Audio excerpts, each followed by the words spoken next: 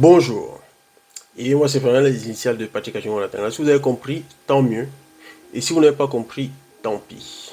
Et d'ailleurs, on s'en fout. Mais vous pouvez appeler le Riban pour faire plus simple.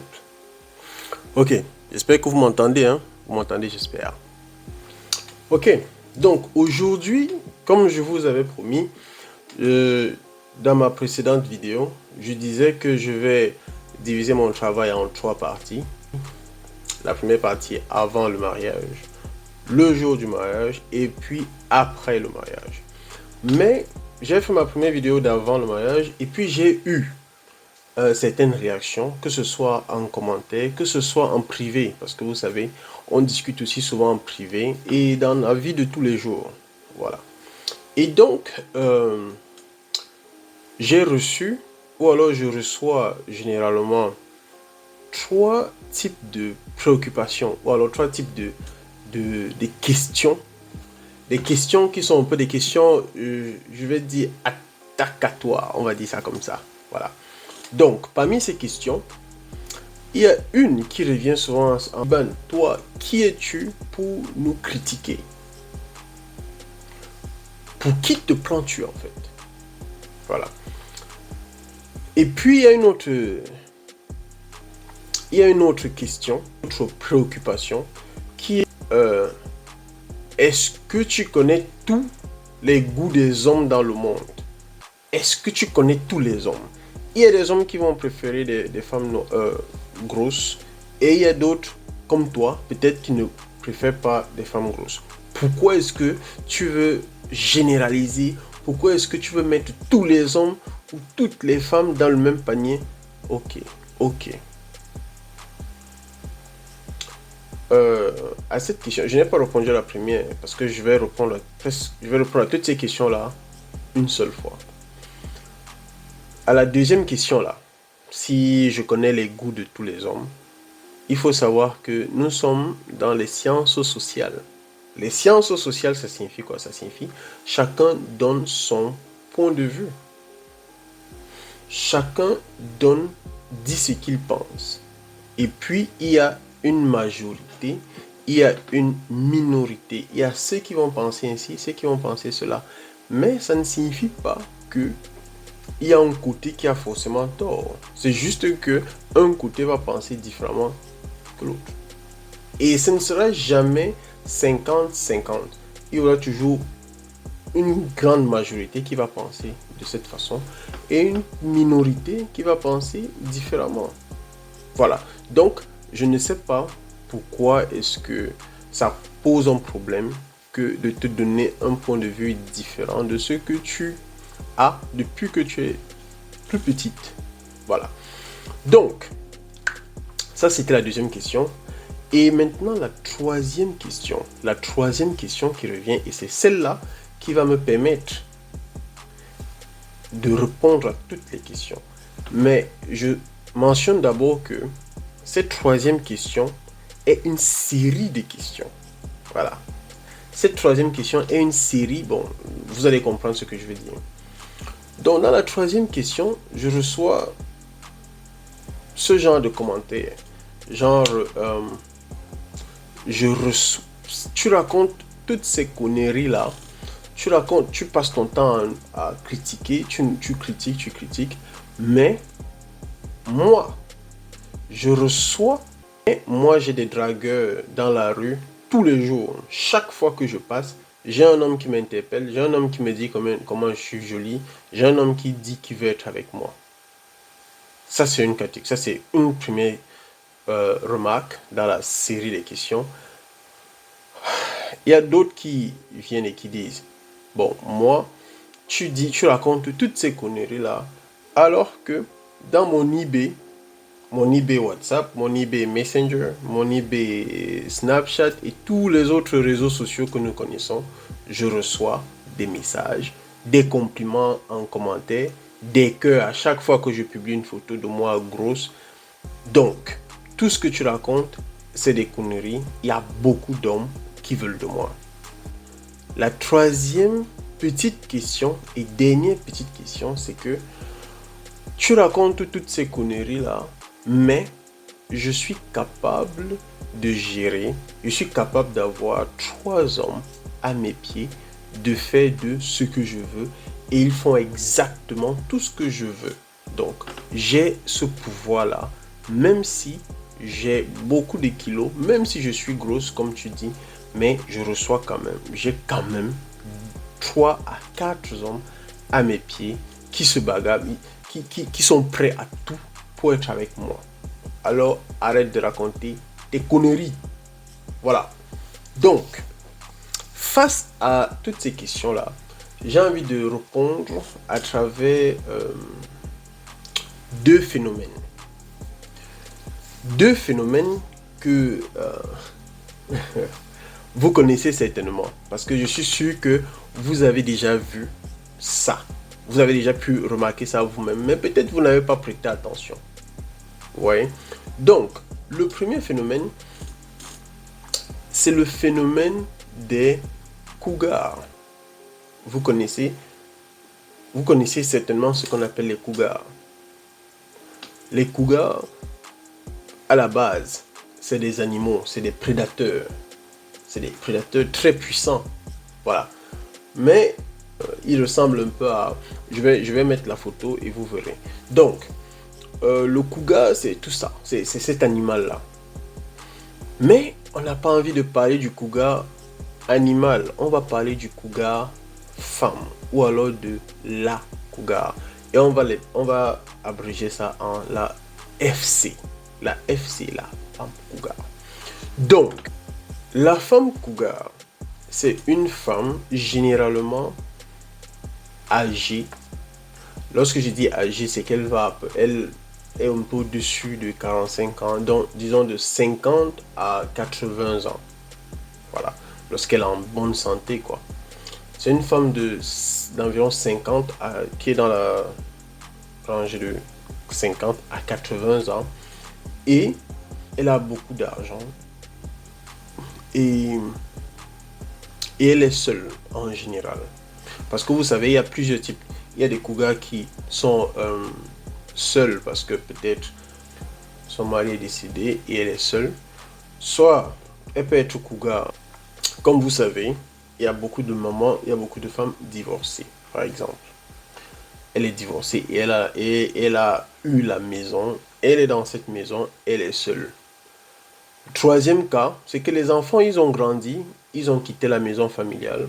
Eh bien, maman est restée, peut-être le papa est décédé, maman est restée dans la maison toute seule. Ok. Et puis, ça peut même être une femme qui est âgée et qui est dans la maison avec un vieux.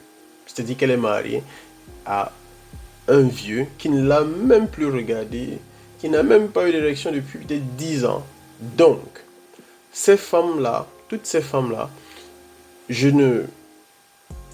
elles ont tout le potentiel d'être des cougars. Mais elles ne sont pas toutes des cougars. On a ces femmes-là, mais elles ne sont pas toutes des cougars. On devient cougar à partir du moment où on va vers les jeunes hommes d'à peu près 20 à 30 ans, à moins de 30 ans. C'est-à-dire que dans la vingtaine, ça c'est généralement leur cible. Donc toutes ces femmes-là, je suis très d'accord qu'elles ont besoin d'amour, qu'elles ont besoin d'affection. Ça se respecte. Vous voyez? Mais là où il y a problème, et c'est ça que je vais expliquer tout à l'heure, c'est lorsque ces femmes sortent. C'est lorsque ces femmes sortent. Lorsqu'elles sortent, qu'est-ce qui se passe? Lorsqu'elles sortent, elles vont peut-être dans une boîte de nuit, ou alors elles vont dans un bar qui est très, très mouvementé. Vous connaissez ces bars-là, où il y a la musique, le vin et tout ça. Donc, vous savez très bien de quoi je parle. De 21 heures, disons de 22 heures, parce que la plupart des mouvements, ça commence à 22 heures. De 22 heures à peu près à genre 1 heure. Tous les jeunes hommes, les hommes de la salle, les hommes riches, les hommes beaux, les hommes physiquement présents, les vrais étalons, ils font le choix, les bons dragueurs aussi, ils font le choix de toutes les jeunes filles dans la salle. Ils prennent ces jeunes filles-là et puis ils sortent, ils rentrent pour aller terminer leur soirée à la maison, dans un hôtel ou je ne sais pas où. Mais ils sortent, ils libèrent la salle jusqu'à peu près 1 heure. Et qui est-ce qui reste dans la salle? Ce sont les cougars et les jeunes hommes, pas physiquement présentables, généralement pauvres, mais qui sont là, qui ont quand même pu payer le ticket d'entrée, si jamais on paye le ticket d'entrée, mais au moins qui sont là et qui ont été refusés par la plupart des jeunes filles qui étaient dans la salle. C'est-à-dire que la sélection naturelle a opéré et puis ces jeunes gars, ils sont restés là pour les cougars qui sont dans la salle. Parce que les cougars ne sont pas forcément les premiers choix. Donc, ces femmes, ces FC, comme je disais, ces FC qui sont dans la salle, elles ont bu, elles sont totalement saoulées et elles sont sous. Voilà, c'est ce que je voulais dire. Elles sont sous et elles regardent dans la salle, elles voient que elles n'ont plus de choix. Il reste quand même ces jeunes gars. Les jeunes gars aussi, bon, bref, vous voyez un peu ce qui va se passer. Donc, ces cougars-là, ces femmes-là vont récupérer ces jeunes garçons, ils vont rentrer. Parce que en général, les boîtes de nuit ferment vers 2 heures, maximum 3 heures. Voilà à peu près le phénomène. Le phénomène du dernier choix. Je pense que je vais faire toute une vidéo aussi. Une vidéo qui concerne les cougars. Avec les hommes qu'on appelle généralement des sponsors. Des hommes qu'on appelle généralement des sponsors. Parce que je vois là, il y a des gens qui disent non, mais pourquoi est-ce que tu vises les femmes âgées? Il y a aussi des hommes qui le font, des hommes de plus de 60 ans qui vont chercher les jeunes femmes. Voilà, je pense que je vais mieux expliquer ça plus tard dans une autre vidéo. Donc, voilà à peu près le phénomène des cougars. C'est-à-dire que qu'est-ce qui se caractérise? Femmes âgées avec de l'argent, veuve ou alors en couple.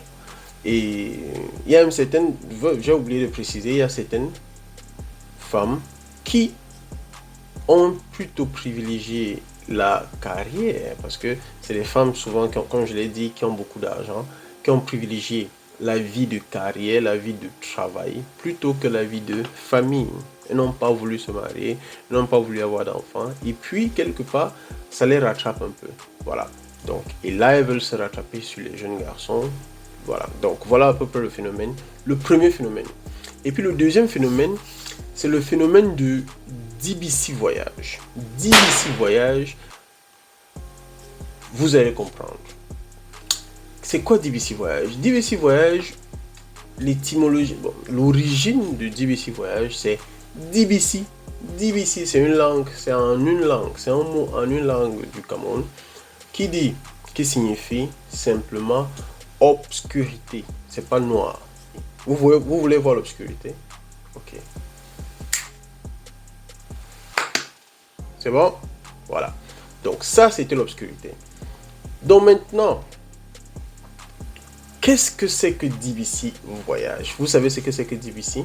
Et maintenant, c'est quoi DBC Voyage? DBC Voyage, c'est quoi? C'est que c'est des aventures qui ont lieu uniquement dans la nuit.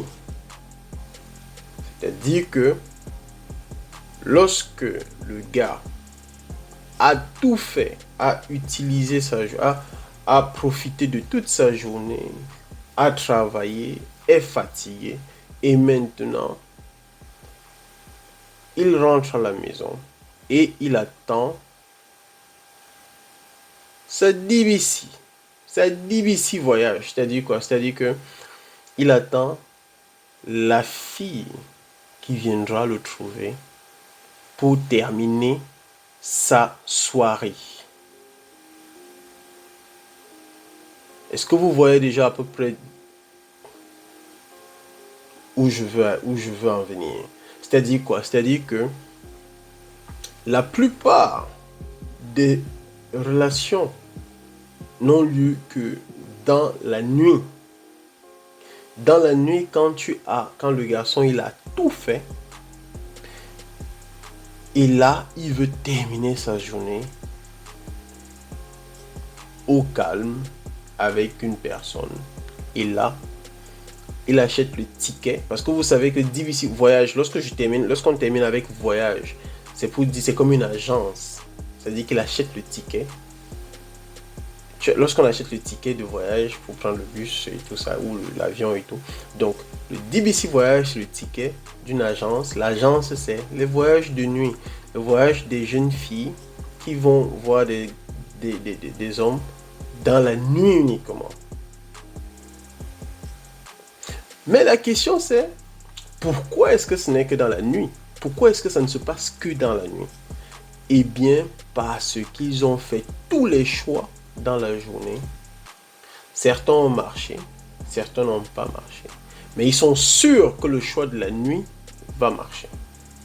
C'est-à-dire que la fin, un peu comme les FC, elles savent que là maintenant, c'est tout ce qui me reste. Donc, la nuit, il y aura des DVC voyages. Il y aura des filles qu'on aura envie d'avoir que dans la nuit. La question c'est, est-ce que vous voulez être une DVC voyage? Est-ce que vous êtes une DVC voyage? Est-ce que c'est votre souhait d'être une DVC voyage? Qu'est-ce qui caractérise une DVC voyage? C'est qu'on a honte de la voir en journée. Voilà.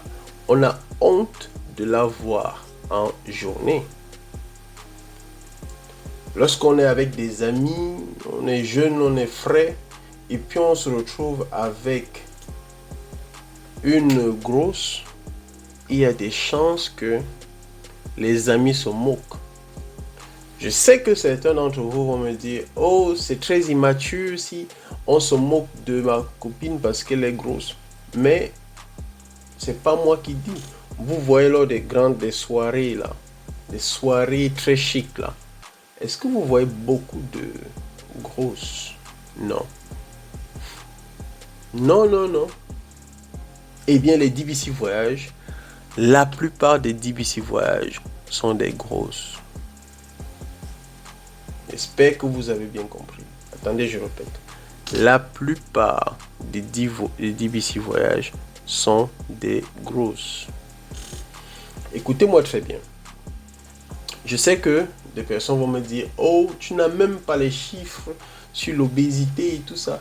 Mais je vais quand même vous dire, il y a eu une enquête au Cameroun. Je ne savais même pas qu'il y avait des sites où on faisait ce genre d'enquête. Mais on a révélé qu'en 2020, il y a eu 14,3% de femmes obèses en plus. Et 4,9% d'hommes. Il y a quelque chose qui ne va pas. Posez-vous des questions. C'est pour ça que je me demande pourquoi est-ce que vous ne laissez pas la cuillère? Pourquoi est-ce que vous ne donnez pas des congés à votre fourchette? C'est bien possible, non? Pourquoi est-ce que vous ne cherchez pas un partenaire de sport? Vous vous achetez une balance, vous trouvez un partenaire de sport et puis vous faites votre sport tous les soirs. Pas tous les soirs, disons 2 fois dans la semaine. Vous savez très bien quoi faire pour perdre le poids, mais vous ne le faites pas. Donc, si vous voulez des DVC voyages, continuez dans ce chemin où vous mangez exactement tout ce que vous voulez, quand vous voulez, sachant bien que vous allez prendre un poids extrême, vous allez prendre du poids et vous allez sortir totalement du marché de la séduction. Bon, comme je vous ai dit, je reviendrai pour d'autres vidéos. C'était tout pour celle d'aujourd'hui. Partagez, mettez un petit j'aime si vous avez au moins compris le petit message.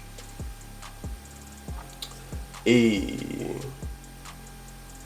partagez surtout. Inscrivez-vous si vous n'êtes pas encore inscrit. Et partagez la vidéo. C'est peut-être la deuxième ou la troisième fois que je dis ça. Et d'ici là, portez-vous bien. Surtout, faites du sport.